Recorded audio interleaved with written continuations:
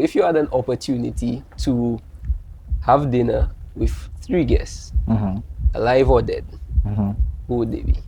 Elon Musk, Warren Buffett, and Leonardo da Vinci. You started the business with yourself and your business partner. Yeah. How did that start? Where did that idea come about? What's the story behind it? So the remarkable thing is that I actually worked in engineering before. I was like, you know what? I need to do something cleaner. What happened next? I sent my letter of resignation the following day. I said, you know what? I'm giving everything up and I'm going into the space. I had 3K left. I'm like, I worked there for like a year so far. I'm like, you know what? This, I can't keep doing it. I need to make some money. Yes, okay, so now for the fun question I asked a while ago. How do you get from 0 to 10K? You have to determine really what industry you're in. My industry happened to be energy. Things I sell expensive. How important is mentorship though? You have to look at mentorship like a catalyst. So it pretty much speeds up your rate of development. Somebody that wants to be you, how do I get there?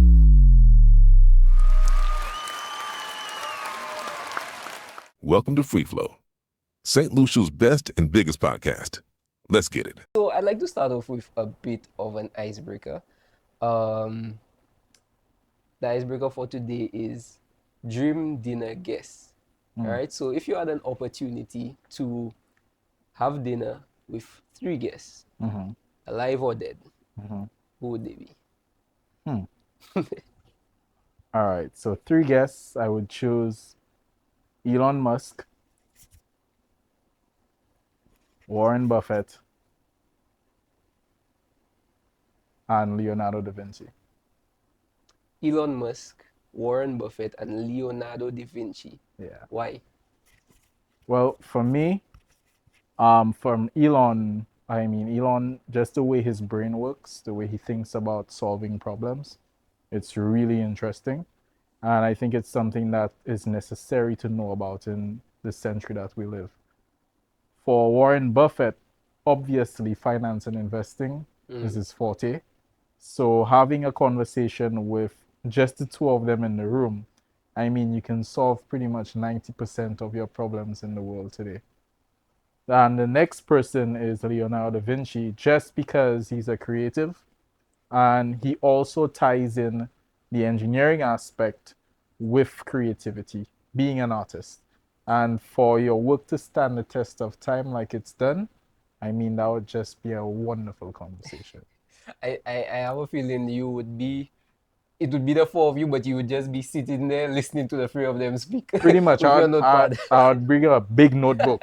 Honestly, I would. It was Leonardo da Vinci, right? Who was he? What did he do? So Leonardo da Vinci was one of the great inventors of our time. So a lot of the things that we use today, engineering-wise, when it comes to artillery, when it comes to building, it was actually developed by Leonardo. Okay. So a lot of the great cathedrals that you see in Europe and things of that sort, he built them for the Catholic Church. Okay. I thought he was like an artist. He was an artist. Oh, he was? He was what you call a Renaissance man. Okay. So in essence, he was a master of many different disciplines. Okay, so art, engineering, biology. Leonardo was like everything. Wow. Honestly, he was a genius. Well, I know a lot of people not a fan of Elon Musk right now. Elon Musk, Warren Buffett. You don't really hear about him unless you want to hear about him. But yeah, so okay. I like that answer.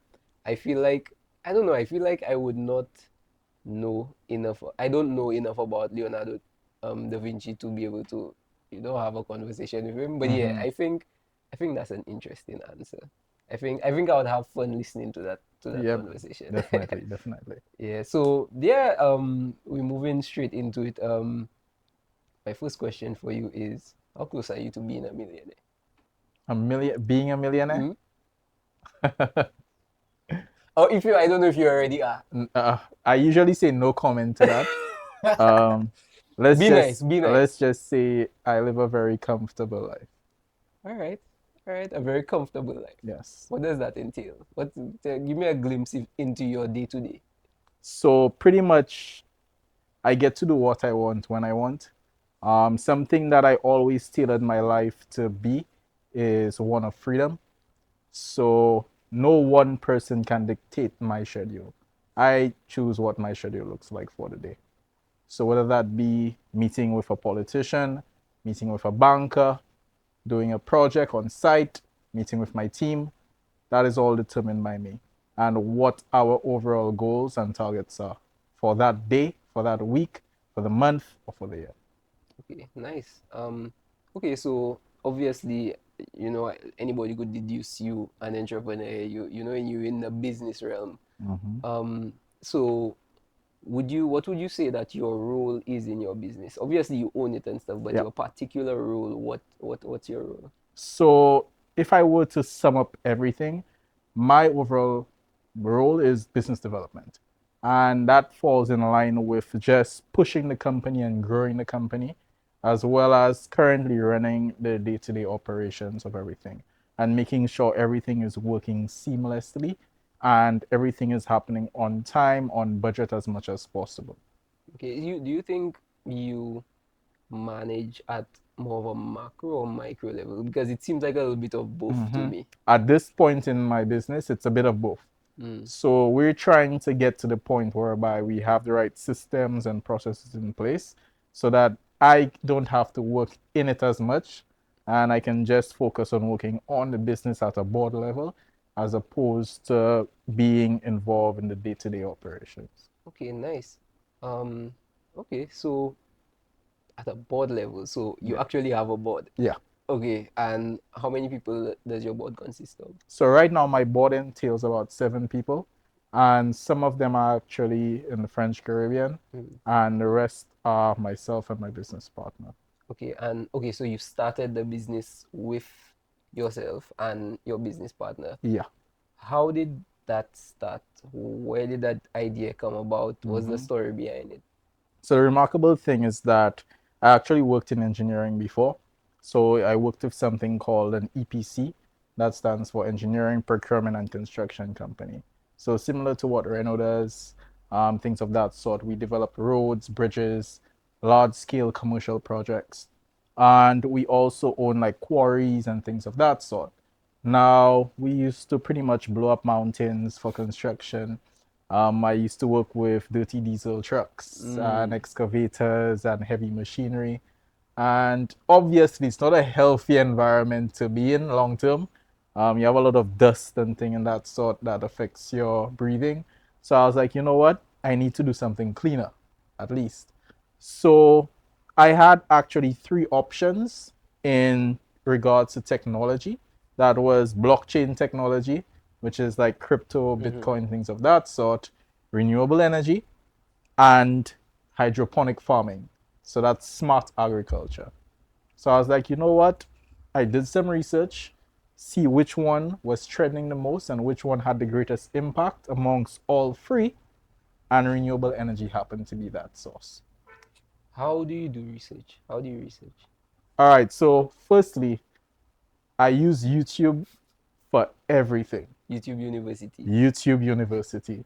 And another thing about me is that I would look for every single piece of information I can find on the internet about a certain subject. So I would look at every single YouTube video I can find about a subject, listen to every podcast, read every article or blog post. Also, the way I use social media, it's not to mind people business, is actually to see what is happening in the sector that I'm researching. So I would unfollow a lot of people and actually just follow business pages or people who are working in the sector that I'm looking to research. Okay, that's very. That sounds like it takes a lot of discipline to Yeah, be at that level because the social media and the algorithm it's trained to catch your attention. exactly. So even I was having a conversation with a friend just the other day, and he was showing me his YouTube feed actually, and his history of was like he didn't have a history just because he's a very conscious person as to what he consumes. So he goes onto YouTube for a particular thing, and he doesn't just go to scroll on YouTube. Yeah. And I'm like, I need to do that. I need to get into that kind of focus zoned in mindset where like you have your goal and you just everything else doesn't matter. Yeah, man. Nothing else Yeah. matters. So you you did your research, you realized that that is the best industry that suits your skill set to go into. What happened next? All right. So, funny story. What really pushed me over the edge was actually getting a ride in an electric vehicle. Because at that point in time, we're looking at 2013, 2012. Not much was happening in the sector. Many people did not even know about renewable energy. It was new.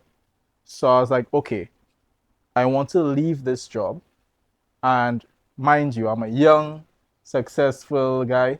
I have like a ton of people working under me. I'm one of the youngest in the company. I have my own vehicle. Like, pretty much, I made up my own schedule for the day. How old were you at the time? I got into that position at 19. Wow. And what And position was that? that was a managerial position at the base of operations.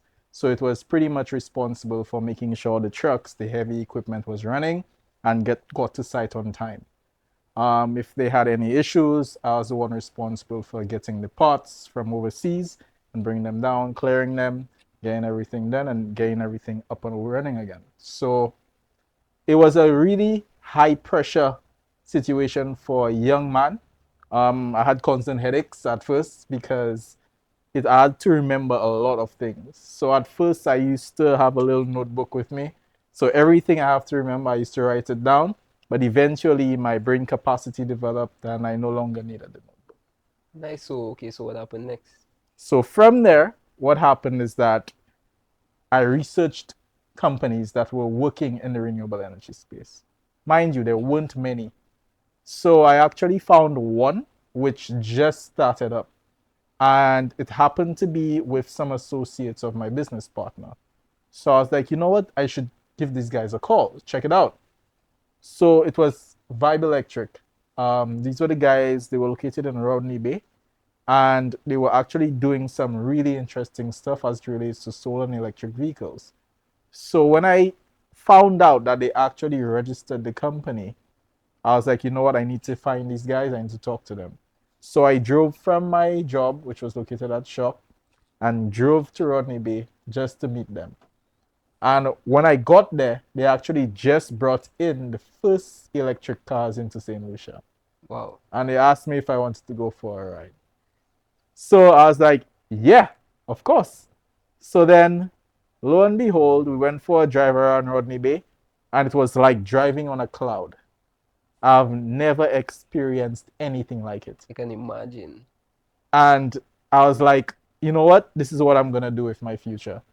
I sent my letter of resignation the following day. And I said, you know what? I'm giving everything up and I'm going into the space. My boss was like, you sure you know what you're giving up, right? I was like, yes, I know. My parents were like, you sure? I was like, yeah, give me 5 years to make this work. If it doesn't work, I'll just go do something else that's more in line and that makes a lot of money. But give me 5 years to try to make this work. You left a great job Yeah, to get into this, to Yeah. get into something that wasn't even real at the time. exactly. So mind you, the pay wasn't that amazing. Yeah. It was pretty much I used to pay to go to work. Oh, You can say that. so All right. if you don't mind me asking, how, or you could give me a ballpark, how much did you get paid in that last job? So we could say I was making about 5 figures in my last job. And to go from making 5 figures to spending money, your own savings to go to work, because now I'm working in sales and I'm working on commission only. And now if I sell anything, I'm not making money. So I have to be spending my little savings and putting it together to eat, to head to work, things of that sort. My parents are watching me like, boy, you crazy. That is actually crazy. That is actually crazy. But they say, the most successful people have, a little bit of Yeah, delusion man. Yeah, in man. them, Of course. How much, about how much, because you said 5 years, right? Mm-hmm. So you left your job. About how much did you actually have saved? I had like about maybe 4 5K EC. Okay. So 4 5K is easy, Mm-hmm. and you delved into it. Yeah. So that meant investments had to be made, research, obviously just your basic Mm-hmm. expenses. Mm-hmm. When did that money run out? So I spent maybe 2,000 of it. Listen, I tried to be as frugal as possible. I either used to walk to work, because at that point in time, like I used to live in Boss Issue. So I either walk to work or I rode a bicycle. So very eco-friendly. I mean, people used to laugh at me on the road sometimes because they seen I ride my bike in that hot sun. But I didn't care because I knew what I wanted to achieve. And the overall mission for me there was to just learn and absorb as much as possible about the sector.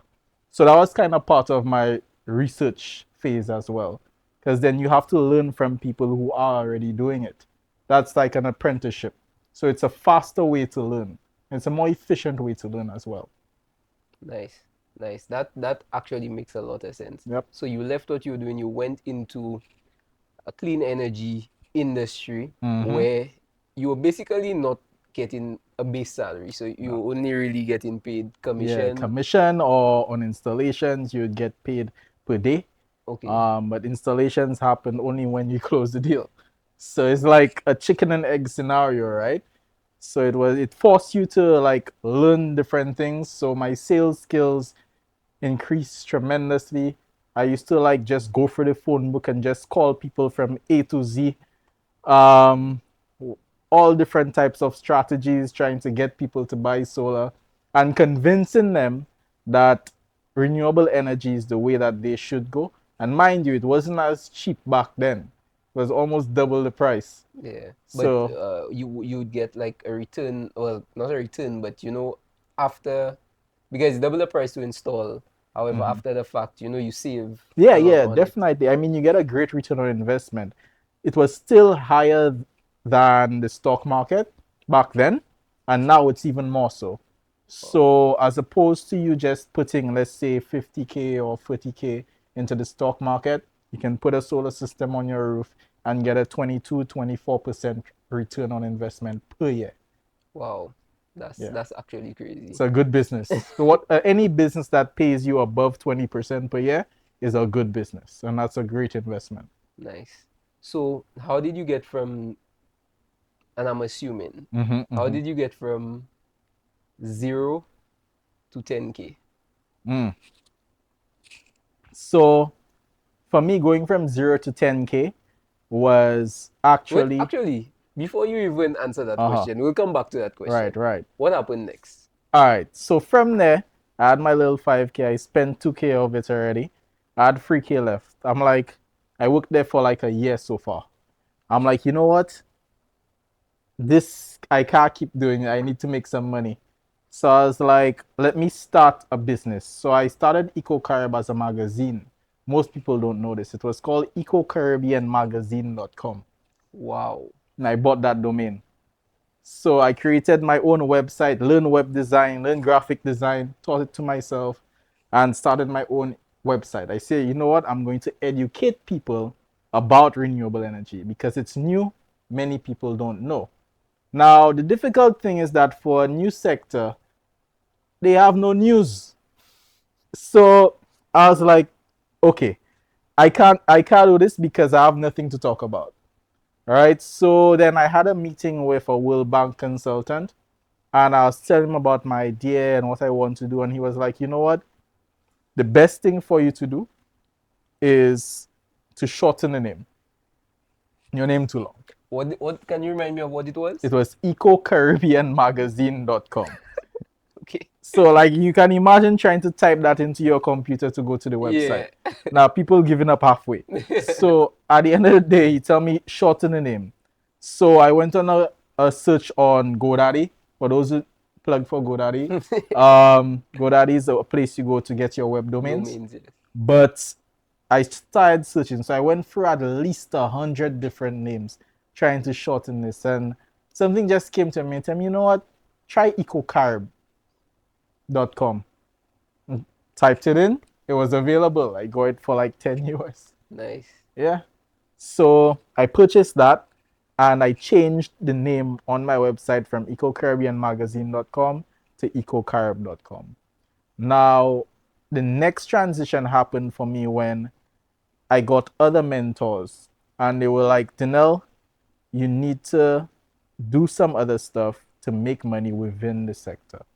And I studied what my employers were not doing, which was focused on energy efficiency. So they were doing renewables, they were doing electric cars, but they were not tapping into energy efficiency. So I created Eco Carib to do energy efficiency for them. So they actually ended up being my first clients. Wow. So you see the transition. So I was working for them, but I was also running my business on the side and also getting paid from them. So it worked for me. As things progressed from there, I actually left there. I spent 2 years there and I outgrew the company. So then I went full time into Eco Carib.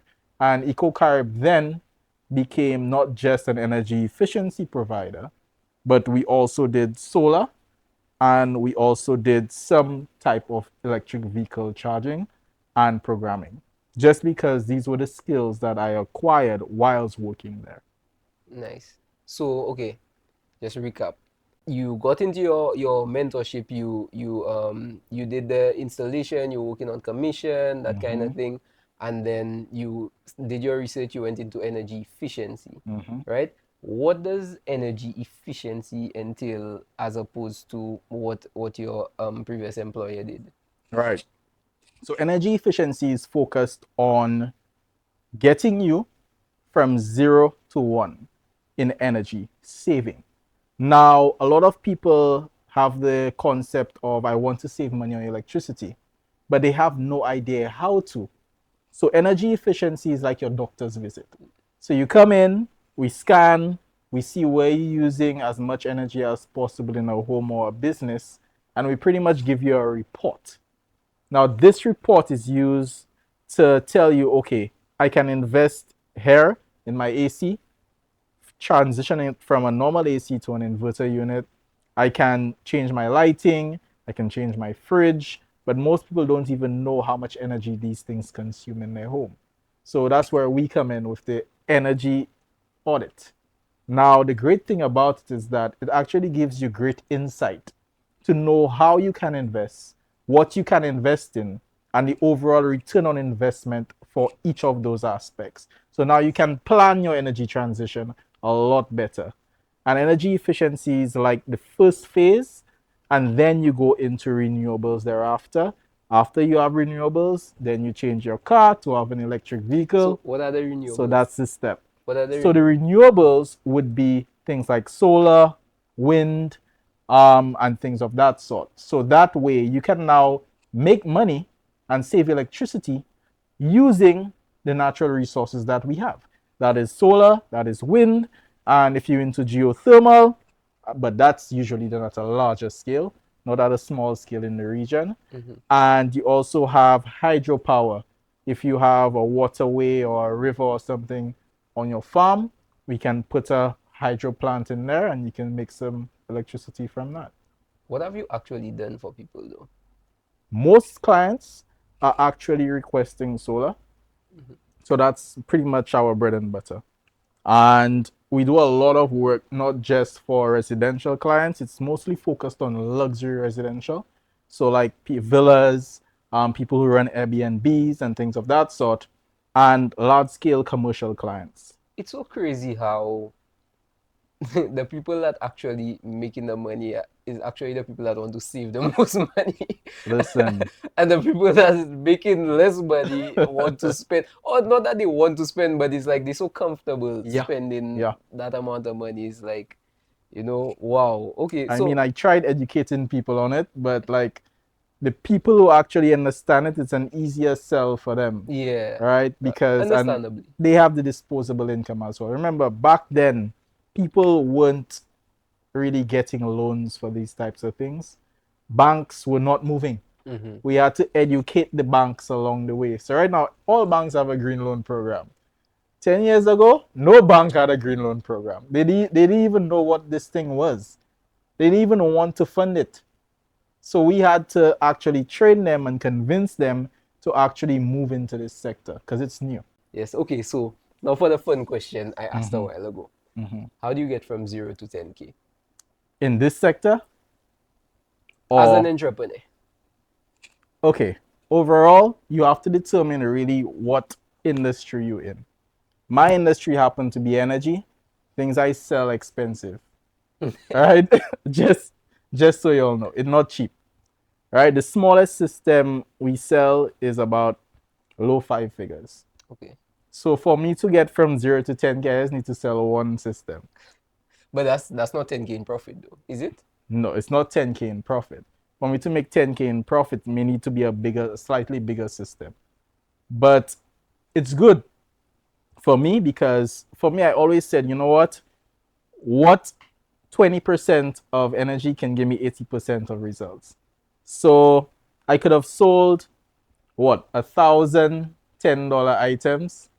I could have sold $100 items, or I could have sold one $30,000 item, one $20,000 item.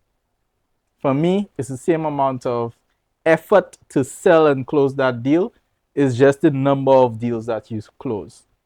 Right? So you just have to determine what your product is or what your service is. And then from there, you track back. So you want to make 10K, you break it down. Okay, for me to make 10K or 10K in profit, what's the level below that? I need to sell this number of products. How many clients do I need to sell to? Can I sell more than one set of product or services to one client? Makes my life a little bit easier. And then you work back until you have like a daily schedule as to how many sales calls you need to make per day, how many clients you need to contact, what percentage of these clients will actually want your product or service. Once they close, how will you deliver, how much it costs to deliver, and then what's your margin after that. So it's pretty much like a systematic process. So it's math. So usually the ratio is about 10%. So every level, you look at it 10%. If I contact 1,000 people, 10% of them will want an appointment, 10% of them will actually close, and 10% of them will actually get me referrals or things of that sort to now feed back into the top again. So it's like a loop. Yes. Is it that literal in a sense of you want to make 10K? I'm now thinking of, who do I need to sell to or how many people I need to sell. It's always that who. literal. Now, that's something that people need to understand. You need to know who your target market is, right? So if you're going to sell something, give me an example of something you would want to sell. My podcast. All right, so you want Honestly. personal advice? I'll charge you. So you want to sell your podcast, right? The first thing is that you have to determine who your clients are, who are your viewers. Once you know who your viewers are, you create a character sketch of your viewer, what they're interested in. So that now would determine, I realize all my viewers, they're interested in technology. So now you can sell products that are associated with technology because that's what your viewers into. Or speak to people that are into that kind of thing. Exactly. That's what they would want to listen Exactly. Now from there, you can also look at it, okay, who's also interested in these viewers that I have? Whether it be a bank, whether it be another media company, whether it be an engineering firm. And then you get them to pay you to host your podcast, get more viewers, and now provide them with leads. Or run their ads on your podcast so that they can get traffic to their businesses, and you can either get a commission on that, affiliate partnerships, or they can just pay you outright for running the ads on your platform. You let that me say. So you'll let a mission. Alright. So we starting after this episode. So how important is mentorship though in just success? Is it necessary? Is it something that will get you to that next level? Because I'm not sure, because I'm trying to word this question Yeah. in a way that actually makes sense. Because you work to a certain point. Do you think that you plateau, or would mentorship get you to the next level? Is what I'm trying to ask. So you have to look at mentorship like a catalyst. So it pretty much speeds up your rate of development. Because if you want to get from point A to point D, you might as well speak to somebody who's already walked that path, because they know the most efficient way to get from point A to point D. As opposed to you trying to figure it out along the way, look at mentorship like a guide. So essentially, a mentor would tell you, this doesn't work, that doesn't work, this doesn't work. And that's where it came to me, in being that the mentors that I associated with, they were like really guiding me and leading me and telling me, Denell, this will work, this will not work. So at a certain point in time, we were doing energy efficiency like way back when. And very few people want to pay for energy efficiency. So I had a mentor in Cayman, and he ran an energy company in the Cayman Islands. And he told me, Denell, all the energy you're going to put into energy efficiency 10 years ago or 8 years ago, it would not give you the return that you need to scale your business. So you need to change the model and focus more on selling solar. Use those returns from solar to grow your organization, and then you can sell the energy services or energy audits to other people thereafter. But you know your bread and butter is covered by the solar deals that you're selling. That's really cool, because you said that person was in Cayman. Exactly. And that's the next thing I wanted to ask you. For somebody, especially like you, and I guess a little bit like me, because I would appreciate a mentor like in this world that I'm in right now. And in when you started, you were basically the only person doing that, apart from, Yeah. no one was doing that. So in a country where no one is doing what you're doing, how do you source a mentor? The internet is your best friend, Yes, but right? the So, internet is your best friend. But you know what? I'll let you answer. all right, let me answer. So, what happened is that I was like, who else is doing this in the Caribbean? Not many people were interested in the industry.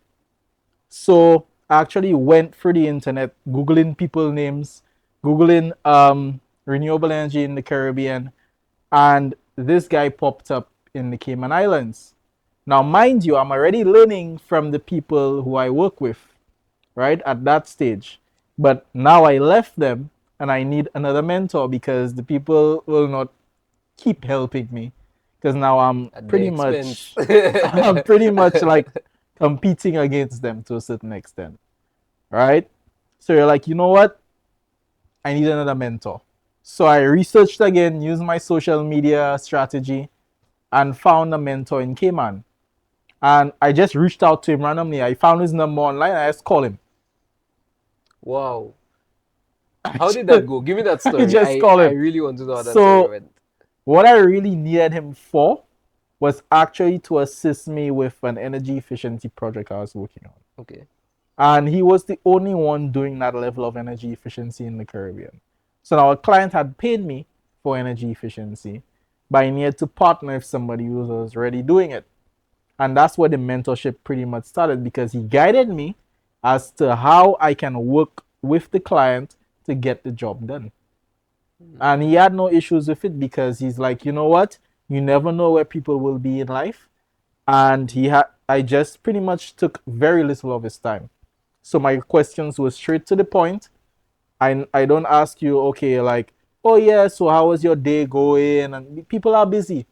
You understand? And he was working in finance. So he was managing millions of dollars. He don't have time. So I got straight to the point with all my questions. Was that And conscious? yeah, it was. It Nice. was. because I focus like very heavily on what I would want, and I try to put myself in the shoes of people that I'm speaking to. So that helps guide me and also helps guide the conversations that I have with them. Makes Nice. it more efficient. Yeah, energy efficiency and Yeah, all that. exactly. Listen, it's everywhere. Well, if y'all didn't know by now, Denell is in the field of, renewable energy, energy efficiency, that kind of thing. You've been in this for over 10 years. How has it changed from then to now in terms of challenges, in terms of, profit, in terms of, everything? How has it changed? So I've literally seen this industry grow. And it's so remarkably because I used to get questions like, will the electric car shock me? Listen, Lucians used to ask me some questions, man. They're like, is this legal? Are you allowed to create your own power? Will Lucelec not arrest you or charge you for that?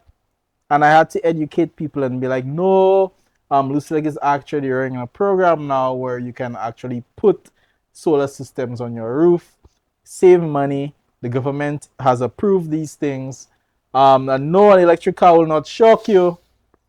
It works in a different type of mechanism. You can plug it into your outlet at home and charge your car. So all these little things we had to do, I had to literally go around on the square, Baywalk, energy fairs, just educating people about renewable energy and about electric vehicles. Did it pay off? I should say so. How did it pay off? How did it pay off in terms of profit, in terms of just people, how people are receptive to, I guess, what you offer now? Yeah. So for me, I'm impact driven, right? I mean, I'm a capitalist at heart. Like when it comes to business, I'm a monster. I know this and I accept it. But I'm also impact driven. So I know that, listen, even though somebody doesn't buy a solar system from me, even if we have a conversation on the phone and I can teach them something about renewable energy and that inspires them to at least put a solar system on their house, I'm contributing to the economic development of St. Lucia because that person now is generating revenue that otherwise would not have been generated for them. And they are going to spend that money circulating more money into the economy, as opposed to just buying electricity from the utility, who then has to buy fuel to create that electricity. A lot of the money is extracted from St. Lucia. So if every dollar you can keep here, I'm happy with that. You'll hear that me say renewable energy is the way. And it's just cleaner. Yeah. It's just cleaner. It's just the better way to go. Okay, so on a bit of a lighter note, I know that you trade as a hobby. How has that been going? Why do you trade as a hobby?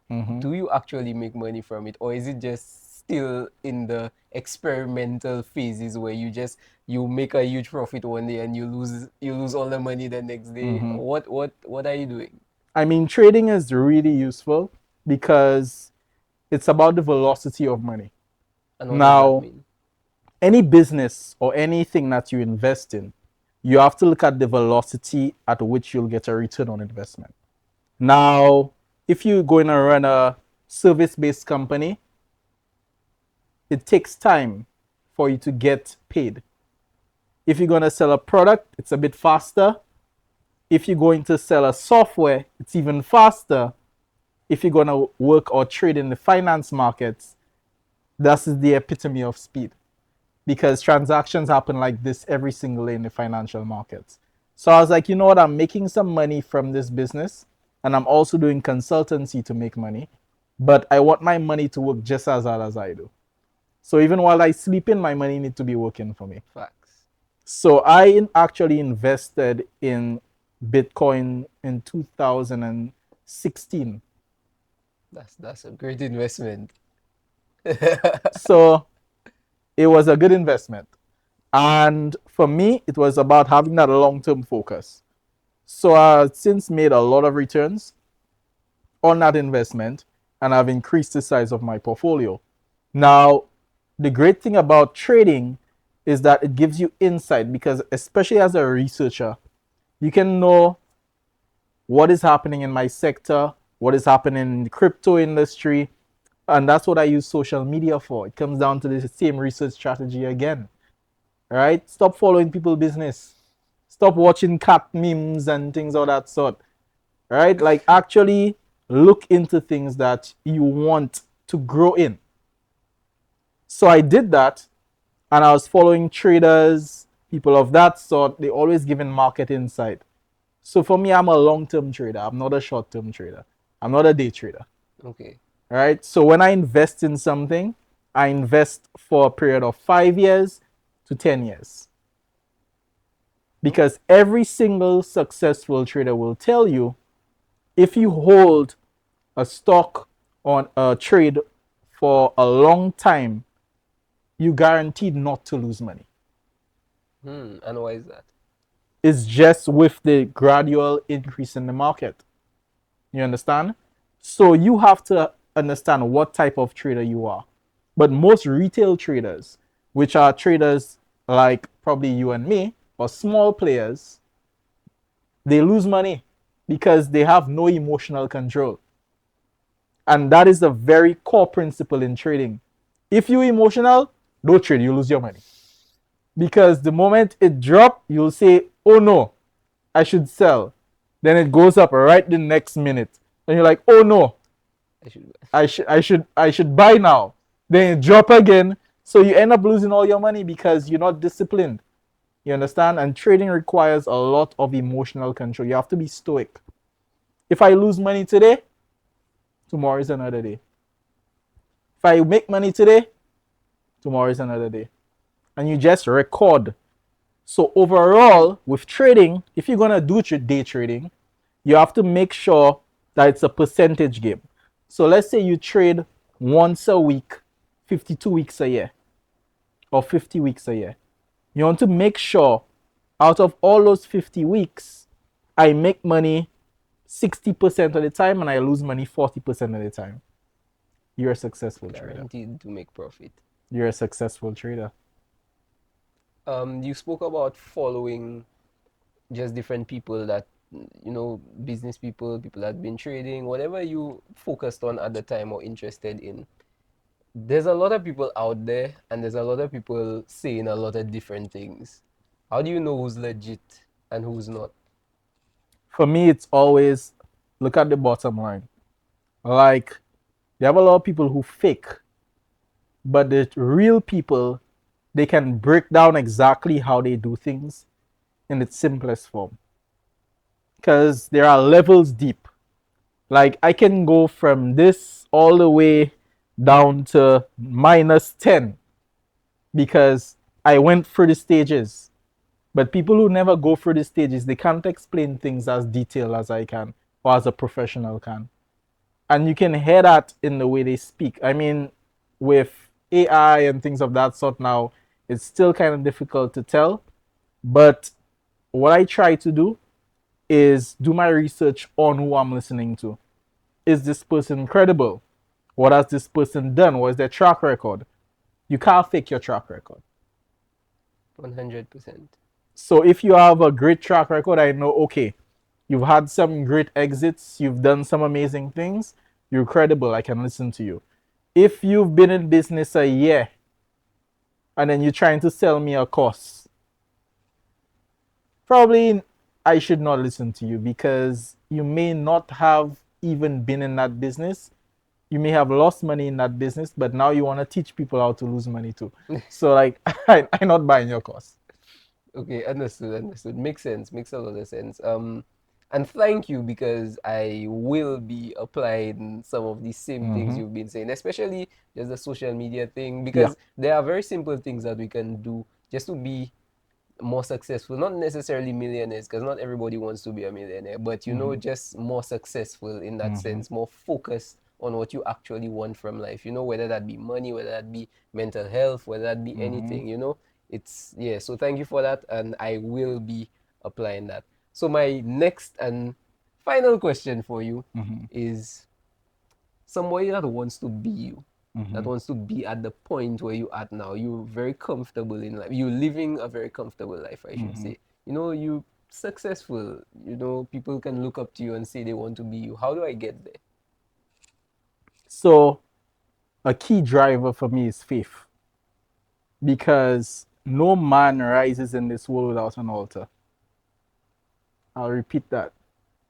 No man rises in this world without an altar. Your altar may be good or it may be evil.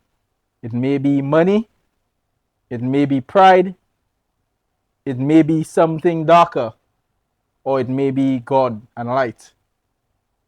So you have to know what altar you're going to pray to because it's a frequency. And at the end of the day, for me, I mean, I pray to God, I pray to light. You understand? Because darkness is everywhere in this world. And it's all about increasing your frequency. So that comes down to the math and science a little bit. Everything in this world works on a frequency. If I operating at a low frequency and money, success, fame, wealth is operating at a high frequency, it's virtually impossible for me to operate at that low frequency and achieve that. So it's all about alignment at the end of the day and spiritual alignment.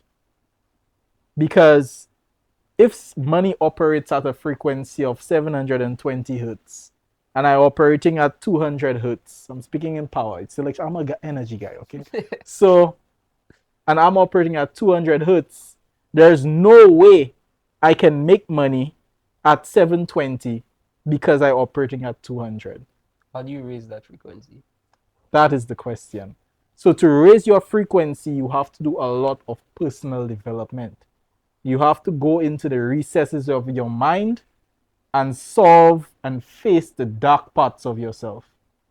The things that most people avoid. The things that most people run away from. The truth. You're not the highest version of yourself that you can see. You're the lowest version of yourself that you can accept. It's like a wave. Many people say, yeah, I'm this great person, I'm this great being.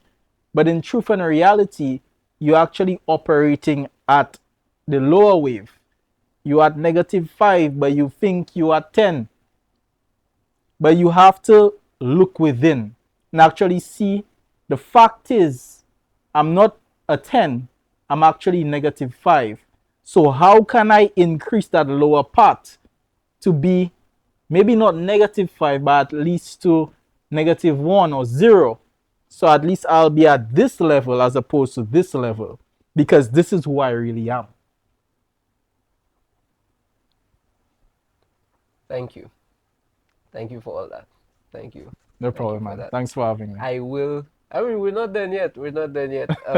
But I will be, I will be rewatching this for 100%. You know, I need to listen to this again and just take all your advice and process all what you're saying because bro, you've been dropping some gems right now, and I really hope the people that are watching this right now can watch this and use this information and not just watch, because I don't want people to just watch. According to you, it's impact driven. You know, I don't want people to just watch and just scroll to the next episode. I want people to watch and understand and learn and practice what you've said, because it does make a lot of sense what you've said. Yeah. You know? So yeah, we're moving on to a lighter, more fun part of the show. So we're gonna play a little game right now. So the game is basically a Would You Rather, CEO version of Would You Rather. Okay?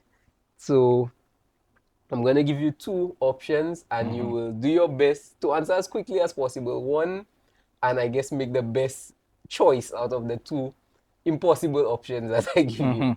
Okay? Alright, so we're gonna start. No apologies, just power. Burn 1,000 jobs to save your own legacy, or vanish quietly with your name untarnished.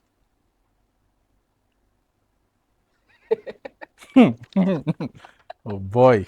I'm gonna give you a chance because that's the first question, okay? So I'm going to read this one more time for you.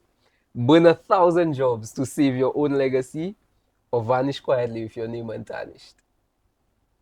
I would save my legacy, man. Like, I would save my legacy. Thank you for being real. Thank you for Listen, being real. Okay. listen. Be worshipped by the world while your family resents you, or be unknown outside but deeply loved at home. Asking some deep They're hard. questions here, boy. They're hard. For me, I would rather be okay with my family. Yeah, yeah. I think Yeah. so too. Yeah. I think so too. Take credit for your team's idea and change your life. Or give them the spotlight and just stay where you are. I did say I was a monster, right? So, I mean, I would take credit because obviously I pay you, you're my team. Listen, if you come up with a great idea, I'm going to use it like Steve Jobs and I'm going to make the most of it. But at the end of the day, I believe that we would all benefit if your leader rises. Okay. Be universally admired for a lie, or hated for the truth. Nah, I'd prefer to be hated for the truth. Predictable. Yeah, it's authenticity, At man. this point, predictable. Listen. And in a good way. Yeah. Predictable in a good way. Kill a competitor's career with one call, or lose the market to them forever. No, I'll kill you. I'll kill you. 100%. 100%. 1000%, I'll kill you. Okay, money, sex, and control. Sleep with a partner to close a deal, or lose a once-in-a-lifetime opportunity.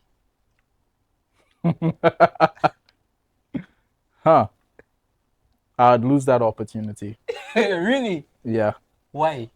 The reason for me is because sex is something spiritual, and to share my energy with somebody, it has to be very important.